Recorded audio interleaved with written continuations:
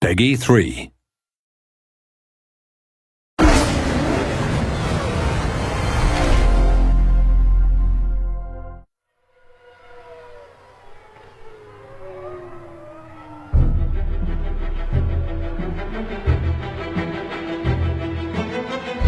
It's really the ultimate experience. It's a culmination of so much hard work. It's that attention to detail which really makes such a big difference. The drama, the tactics, the excitement, the strategy, we really have got to the heart of the sport.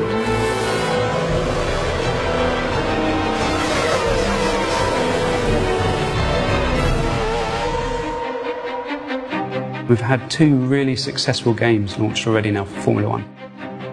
When you're evaluating what to do in the next instalment, you really want to improve on everything that's there.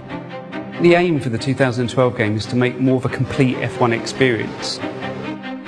At the start of the game now we've got the Young Drivers Test. It's a real test that exists in real life. It's set in Abu Dhabi in 2011, and you get a chance to drive either the Red Bull, the Ferrari or the McLaren.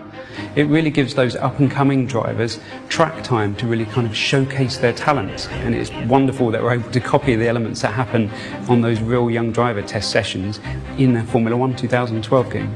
I remember my first test was with Red Bull Racing at the end of 2007, and you know, even 3 years later, the people who ran me at the test still remember the job that you did, you know, so the first impression really is important. People still talk about the first time Lewis tested at Silverstone for McLaren, and you know, so it is a hugely important day for a racing driver.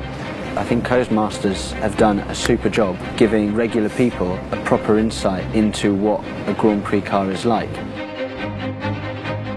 The hot lap videos, you see these kind of things on TV all the time, and we're using Anthony Davidson, an ex-Formula 1 driver. And he's really just directing you on what makes a good lap. So he'll be pointing out the braking points, the things you should be watching out for. If it's a double apex, the sort of line you should be taking. This is kind of just giving you that fundamental information that you need in order to get to a new circuit, understand it very quickly and enjoy the most from it. Formula 1 games are very fast, they always have been in the past, but what we've tried to do is enable the player to drive consistently. And we've put a lot of time into working on the pad to help the player control the car at speed. We're not all Fernando Alonso's of this world, we make mistakes. So rather than just hitting the pause menu and restarting the race, you've got the ability to be able to rewind time and just get to a point before the incident and just try it again. Certainly for the novices, in terms of learning racing lines and avoiding incidents, they're a really useful tool.